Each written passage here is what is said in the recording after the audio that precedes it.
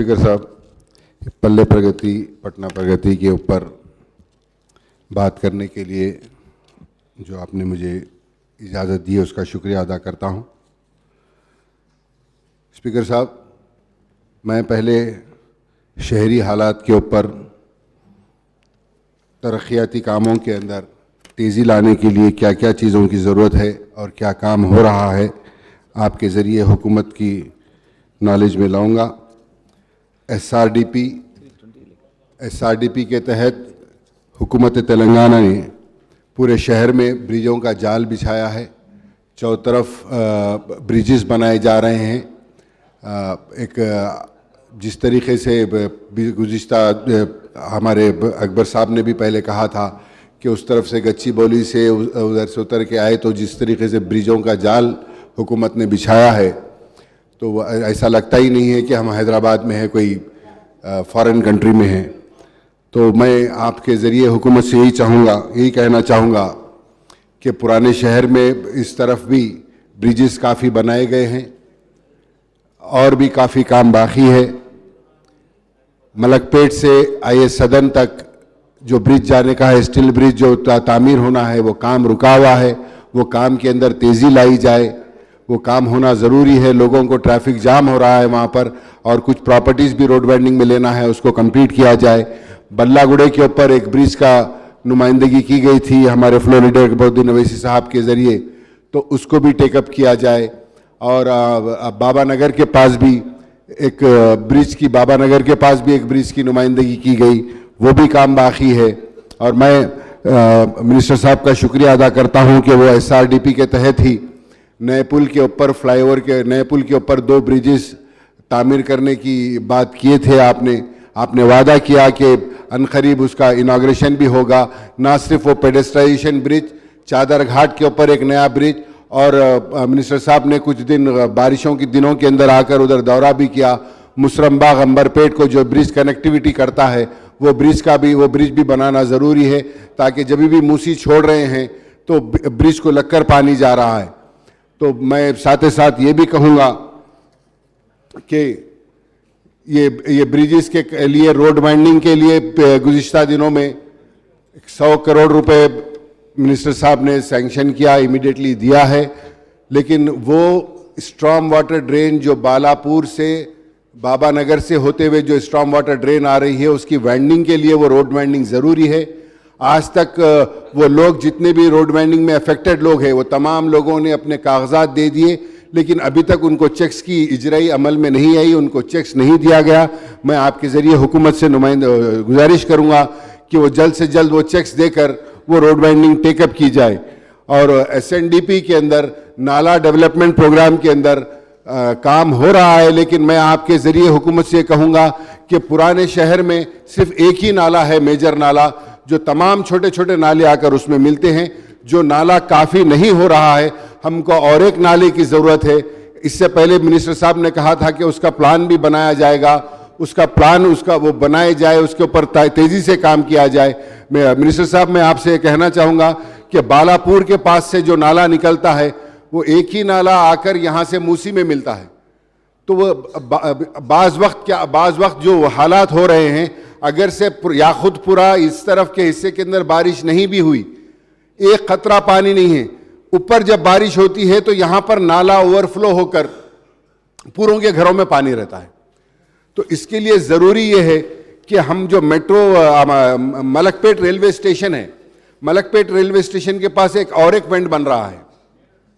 बालापुर का नाला चौड़ा है, यहाँ पर आकर याकुतपुरे के पास आकर नाला छोटा हो जा रहा है, तो वहाँ से होते हुए आजमपुरे से मलकपेट में नाला जा रहा है। तो नेचुरल बात है कि जब बड़े नाले से छोटे नाले में पानी आएगा तो वो कैसा भी ओवरफ्लो होगा।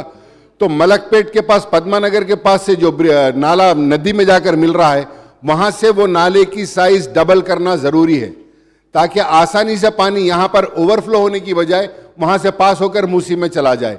और उसके साथ जितने भी स्ट्रॉम वाटर ड्रेन्स बना रहे हैं आसपास में, पूरे लेकर आके वही नाले में मिला रहे हैं।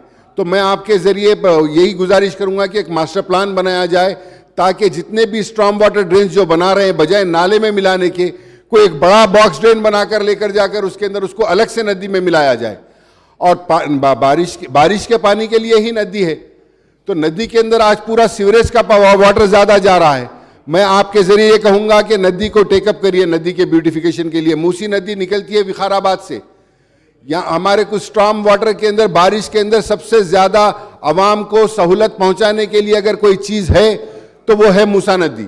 तो मूसा नदी के अंदर आज मैं आपसे गुजारिश करूंगा कि मूसा नदी की बाउंड्री फिक्स करिए, उसकी बाउंड्री फिक्स करिए। अगर बाउंड्री के अंदर जितने भी इंक्रोचमेंट्स है, मैं मेरी कॉन्स्टिट्यूंसी के तक आपसे ये कह सकता हूं कि जितने भी इंक्रोचमेंट्स है, तमाम लोग को कहीं पर भी डबल बेडरूम या कोई भी हाउसिंग स्कीम के अंदर उनको दे या कंपनसेशन देकर वो लोग तैयार है जाने के लिए। क्योंकि जब भी मूसी छोड़ते हैं, पूरों के घरों का सामान, पूरों के घरों में पानी। महमूद अली साहब भी आकर वहां पर देखे थे।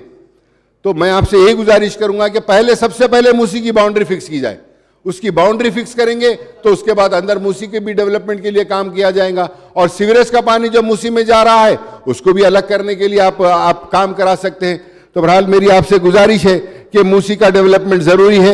मूसी के डेवलपमेंट के लिए एक मास्टर प्लान बनाया जाए और सीवरेज के अंदर, सीवरेज बोर्ड के अंदर आप नए सेक्शंस बनाए मिनिस्टर साहब, ताकि हमारे को आवाम को सहूलत हो कि आसानी से मेंटेनेंस का काम हो सके।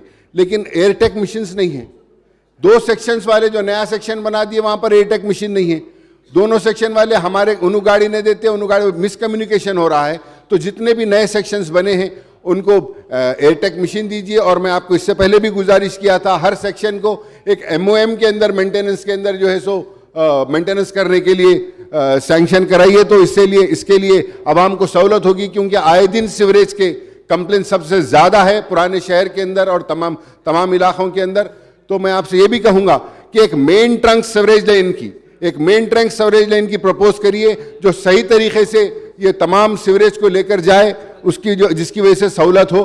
काम काफी हो रहा है, लेकिन जो चीजों से तकलीफ हो रही है मैं आपके जरिए हुकूमत की इल्म में लेके आना चाह रहा हूं कि ये काम जरूरी है।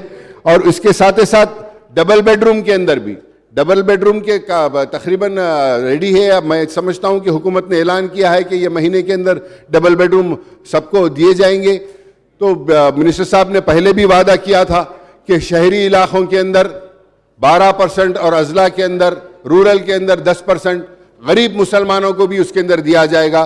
तो मैं फिर से जो मुतालबा अकबरुद्दीन अवैसी साहब ने मजलिस की जानिब से किया था, वो फिर उसे मुतालबा दोहरा रहा हूँ और हुकूमत से मिनिस्टर साहब को ये कह रहा हूँ कि भाई कि आप इसको गौर कीजिए। जो वादा पहले किया गया था उसको पूरा करते हुए शहरी इलाकों के अंदर 12% और अजला में 10% गरीब मुसलमानों को इसके अंदर जगह दीजिए, ताकि वो भी गरीब मुसलमानों को घर मिल सके।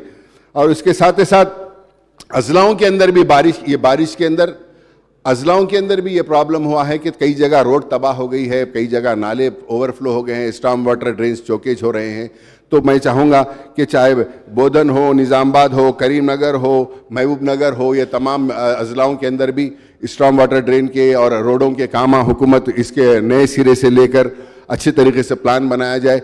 अभी मुझसे क़ब्ल हमारे भट्टी विक्रम कांग्रेस के फ्लोर लीडर साहब भी कह रहे थे कि बारिश के अंदर थोड़ी बारिश हुई तो ट्रैफिक जाम हो जा रही, बारिश हुई तो ट्रैफिक जाम नहीं हो रही, बारिश होते पूरी ट्रैफिक रुक जा रही, बारिश जैसा रुकते पूरे एक साथ निकल रहे हैं उसमें ट्रैफिक जाम हो रही।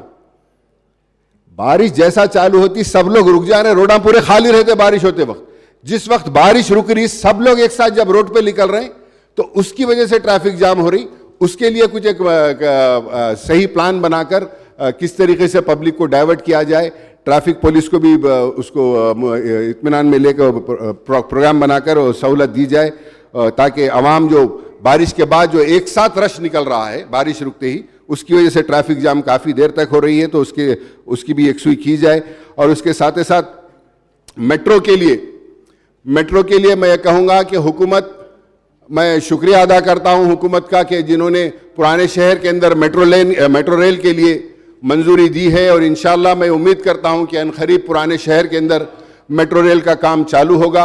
और मैं हुकूमत से ये भी मुतालबा करता हूँ मजलिस की जानिब से कि ना सिर्फ ये बल्कि नागोल से लेकर जो मलकपेट से होते हुए जो मेट्रो रेल जा रही है, आप एलबी नगर से उसको आईए सदन चौरस्ता मोड़िए, उधर से एक रोड दीजिए, एलबी नगर से आईए सदन लेकर आप वहां से बाबा नगर बल्लागुड़ा से लेकर जाके एयरपोर्ट को कनेक्ट कर सकते। एक परसों रिसेंटली माधोपुर से एक एयरपोर्ट के लिए सीएम साहब ने एक इफ्तिताह किया मेट्रो रेल का, तो वही मेट्रो रेल को जो माधोपुर से एयरपोर्ट जा रही है, हमारे होम मिनिस्टर साहब के ऑफिस के सामने से मेट्रो रेल जा रही है, वहां से लेकर लकड़ी का पुल, मेहदीपट्टनम, टोली चौकी, शेखपेट से ले आकर उसको कनेक्टिविटी दे सकते हैं। और एक मेट्रो रेल को आप जो है ना पुराना नए पुल से, सालारजंग म्यूजियम से, बहादुरपुरे से, झिर्रे से लेके जाकर उसको भी कनेक्ट, तो हम मेट्रो रेल का अच्छी तरीके से जाल बिछा सकते हैं जहां पर लोगों को ज्यादा से ज्यादा इस्तेफादा हो सकता है। तो मैं आपके जरिए ये कहूंगा कि हम हुकूमत को, अकबरुद्दीन अवैसी साहब रिटर्न के अंदर भी ये तमाम प्लान बनाकर आपको देंगे, तो ये तमाम रूट्स की अभी अगर से आप टेकअप करेंगे तो आवाम को भी सहूलत होगी और मेट्रो रेल को भी ज्यादा से ज्यादा आमदनी होगी इससे। तो मैं ये चाहूंगा कि ये भी चीज, तमाम चीज उसके अंदर नोट की जाए। अब उसके साथ ही साथ पब्लिक ट्रांसपोर्ट के अंदर अब आरटीसी हुकूमत ले ली, तो आरटीसी के कई रूट्स बंद हो गए। मैं समझता हूं कि ना सिर्फ जो रूट्स बंद हो गए, हुकूमत लेने के बाद वो तमाम रूट्स चालू होंगे और पुराने शहर में एक अरसे से जो मिनी बसेस का मुतालबा है, ये हुकूमत जो है ना उसको जल्द से जल्द मिनी बसेस का टेंडर बुलाएंगे या कुछ करेंगे। जो पुराने शहर के छोटे गलियां हैं उसके अंदर मिनी बसेस चलाने के लिए हुकूमत जो है सो इसके अंदर भी काम करेगी, ताकि वहां के लोगों को आसानी हो सफर करने के लिए। चारमीनार पेडेस्ट्राइजेशन प्रोजेक्ट, मिनिस्टर साहब ने परसों कहा कि 2025 से 24 के अंदर वो तकरीबन मुकम्मिल कर देंगे। मिनिस्टर साहब ने मुझको, अहमद पाशा खादरी को और हमारे तमाम लोगों, जीएचएमसी के लोगों को, सीपीपी प्रोजेक्ट के लोगों को, जिम्मेदार को, हम तमाम ने मिलकर अपने चंडीगढ़ गए थे। वहाँ पर गोल्डन टेम्पल के पास जो पेडेस्ट्राइजेशन जोन है वहाँ का पूरा मायना करे, वो मायना कर कर आए। फिर उसके बाद वो फसाड उसी तरीके से लाड़ बाजार का फसाड बनाने के लिए हम जाकर, मैं यहाँ तक समझता हूँ 4 साल हो गए, 4 साल के करीब हम अमृतसर जाकर आए थे, तो उसी तर्ज के ऊपर जो है सो बनाने की बात की गई। तो मिनिस्टर साहब ने परसों ही कहा अकबर साहब को कि उसका टेंडर हो गया है, वो अनखरीब खुल जाएगा। लेकिन मैं ये कहूँगा कि स्पीड कराकर काम जल्द से जल्द वो काम कराए, चाहे या खुद लाड़ बाजार खूबसूरत दिख सके और उसके अतराफ में बहुत अच्छा होगा, ताकि नए पुल से ट्रैम्प जाकर, जो परसों भी आपने बात की थी, आपने कहा था कि वो ट्रैम्प का भी जो है प्रोग्राम, ट्रैम्प भी डाला जाए वहां पर। और अरे अभी तो शुरू करें, एक पे बोल रहा था साहब। उसके साथ ही साथ मैं हुकूमत का शुक्रिया अदा करता हूं कि पिछले कोविड के ज़माने में फ़कीर मुल्ला के पास जो 50 एकड़ ज़मीन थी, उसमें से 35 एकड़ ज़मीन दी गई खबरस्तान के लिए और वो काफ़ी यूज़ हो रही है। 15 एकड़ उसमें बाकी है, वो 15 एकड़ ज़मीन भी दी जाए। ना सिर्फ वो 15 एकड़ ज़मीन, इससे पहले भी मजलिस ने मुतालबा किया था कि शहर के अतराफ़ 100 एकड़ ज़मीन खबरस्तानों के लिए दिए जाए, ताकि सुन्नियों के लिए वही 100 एकड़ में से सुन्नी मुसलमानों के लिए, शिया मुसलमानों के लिए और महदी मुसलमानों के लिए उसके अंदर खबरस्तान की जगह उसमें मिली जाए, ताकि सहूलत हो। क्योंकि शहर के अंदर तो जगह ख़त्म होते जा रही है, शहर के अंदर कोई इम्कान नहीं है, तो शहर के अतराफ़ कहीं भी 100 एकड़ दिया जाए तो हम बहुत अच्छा होगा। और मैं हुकूमत से ये भी कहूँगा कि क्रिश्चियंस के लिए, मैंने इससे पहले भी यहाँ पर असेंबली में उठाया था, क्रिश्चियंस के लिए 3 एकड़ ग्रेवयार्ड, 5 एकड़ देते बोलकर 3 एकड़ ग्रेवयार्ड अलाट किया गया। एलबी नगर कॉन्स्टिट्यूंसी के अंदर 3 एकड़ ग्रेवयार्ड क्रिश्चियंस के लिए अलाट किया गया। मैं आपके जरिए हुकूमत से कहूंगा कि वो क्रिश्चियंस का ग्रेवयार्ड है, ना कि एलबी नगर में रहने वाले क्रिश्चियंस का ग्रेवयार्ड है। तो ये प्रॉब्लम हो रहा है। आप 3 एकड़ दिए, मैं चाहूंगा कि और दे, और बस जमीन 3 एकड़ क्रिश्चियंस को बस नहीं होगी, और जमीन दे, ताकि शहर के ग्रेवयार्ड का है तो हर कॉन्स्टिट्यूंसी से उसकी कमेटी बनाकर हर कॉन्स्टिट्यूंसी का एक मेंबर कमेटी में रखे, ताकि तमाम हैदराबाद के तमाम जितने भी लोग हैं, हर एक कॉन्स्टिट्यूंसी के क्रिश्चियन को वहां पर किसी किस्म की तकलीफ ना हो। अब क्या हो रहा, मलकपेट से लेके गए तो बोले नहीं एलबी नगर का है। अरे भाई ये क्रिश्चियन का है, एलबी नगर या मलकपेट का किसी का नहीं है ना। तो इसीलिए मैं हर एक को मैं यही कहूंगा कि और जमीन दी जाए क्रिश्चियंस के ग्रेवयार्ड के लिए, और हर कॉन्स्टिट्यूंसी से एक एक मेंबर को उसके अंदर कमेटी में डाला जाए, ताकि वहां के लोगों को सहूलत हो सके। टोली चौकी फ्लाईओवर, उसका भी काम लेने का है। मैं आपके जरिए हुकूमत से कहूंगा कि टोली चौकी का फ्लाईओवर जल्दी से जल्दी किया जाए। और जीएचएमसी के अंदर डोकरा ग्रुप सेल्फ हेल्प ग्रुप के स्कीम्स के अंदर कितने लोगों को इस्तेफादा हुआ जा रहा है, साउथ सर्कल के अंदर चार मीनार जोन के अंदर कितने लोग उससे इस्तेफादा हासिल कर रहे हैं। उसको और डेवलप करने की ज़रूरत है, और उसके साथ ही साथ ना सिर्फ वो डेवलप करने की ज़रूरत है, उसके साथ ही साथ छोटे वेंडर्स, पिट्टी वेंडर्स जो है ना साहब, वो लोग सूद दे देकर परेशान हो जा रहे हैं। छोटे वेंडर्स को ये सूदखोर लोग पैसे दे रहे हैं, 10,000 रुपए देकर रोज 300 रुपए लेते हैं साहब। जब तक वो 10,000 नहीं फेरता, रोजाना 100 रुपए मुनाफा लेते हैं। 10,000 को महीने को 2,000 3,000 रुपए मुनाफा ले रहे हैं। तो मैं आपके जरिए एक गरीबों की मदद भी हो जाएगी। स्ट्रीट वेंडर्स के लिए एक 10-10 हजार रुपए की आप स्कीम लेकर आइए, ताकि स्ट्रीट वेंडर्स को 10-10 हजार रुपए दे और वो खुद ही से जो है सो अपना कारोबार कर सके। और उसके साथ ही साथ एक ये भी बनाइए, जिस तरीके से सेल्फ हेल्प ग्रुप औरतों का बना रहे हैं, आप पीटी वेंडर्स का भी एक ग्रुप बनाकर उन लोगों को भी दे सकते हैं, ताकि वो मिलकर कारोबार करें। एक 10-10 हजार की वॉलंटरीली इमदाद कर सकते हैं उनको। ये बहुत जरूरी है, गरीबों की दुआ लगेगी हुकूमत को, और बहुत अच्छा काम होगा। ये सिर्फ ज्यादा अमाउंट नहीं है, बहुत कम अमाउंट लगेगा। एक 15-20 करोड़ रुपए दीजिए आप, हैदराबाद के तमाम स्ट्रीट वेंडर्स को मिल जाएंगे 10-10 हजार रुपए, और उनकी दुआ भी लगेगी आपको। मैं कहूंगा कि आप ये काम करें।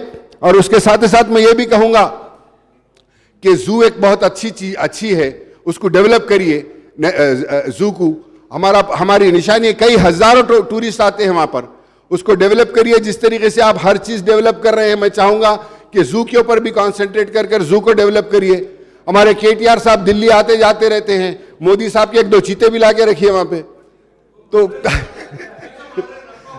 जी उन लोग नहीं देख सक रहे, मर जा रहे साहब। या तेलंगाना में आए तो सब जिंदा रहते, तो यहां पर लेकर आके रखिए। तो और उसको जू को डेवलप करिए, ताकि हमारे पास देखने की जगह कम है, ताकि टूरिस्ट आने वाले भी टूरिस्ट को और हमारी हैदराबाद की आवाम को भी एक लंग स्पेस मिलती है, एक जाने के लिए एक जगह है। तो मैं आपसे ये कहूँगा कि उसका जू को भी आप वो करिए, डेवलप करिए। लाल दरवाज़ा मैं आखिर में कहूँगा कि एक बार फिर कहूँगा, श्रीनिवास यादव साहब के साथ भी हमने मीटिंग की है, वो लाल दरवाज़ा की टेंपल का ख़त्म करिए साहब। वो लोग आ रहे हैं जा रहे हैं, सीएम साहब ने इससे पहले ही पैसे अलाट कर दिए। वो लाल दरवाज़ा की टेंपल को कंस्ट्रक्शन इमीडिएटली स्टार्ट करिए, ताकि वो लोगों का एक अरसे दराज का मुतालबा है, उसकी यकसुई हो सके। आप वाकिफ़ है, वो लोग मेरे से कहने भी फिर रहे हैं, अपन भी बैठ कर मीटिंग लिए थे, तो अकबर साहब भी कंटिन्यू बोल रहे, तो वो एक टेकअप करिए। जियागुड़े में स्लाटर हाउस का काम बाकी है, मैं आपके ज़रिए हुकूमत से कहूँगा कि जियागुड़े का स्लाटर हाउस का काम इमीडिएटली टेकअप करें। रोड वाइंडिंग वर्क्स कारवान में बाकी है, और पुराने शहर में, मलकपेट में, हर जगह पर रोड वाइंडिंग्स के काम बाकी है, तो वो रोड वाइंडिंग के काम आप बहादुरपुरे के भी है, वहाँ के भी टेकअप करिए। इलेक्ट्रिसिटी डिपार्टमेंट के अंदर थोड़ी हवा चलती लाइट चले आती, थोड़ी हवा चलते लाइट चले आती।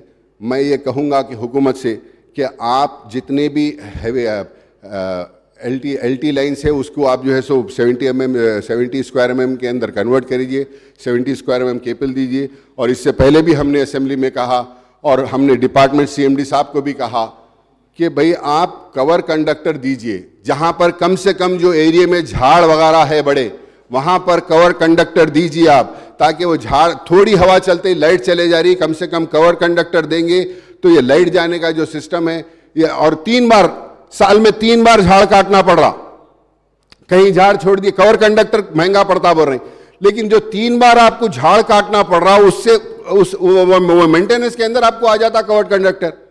तो मैं आपके जरिए हुकूमत से कहूँगा कि कवर कंडक्टर दी जाए, तो ताकि इलेक्ट्रिसिटी के अंदर सहूलत हो। और ट्रांसफार्मर्स की ज़रूरत है, और सबस्टेशंस की ज़रूरत है। काम तो काफ़ी हुआ है, लेकिन और काम होने का है।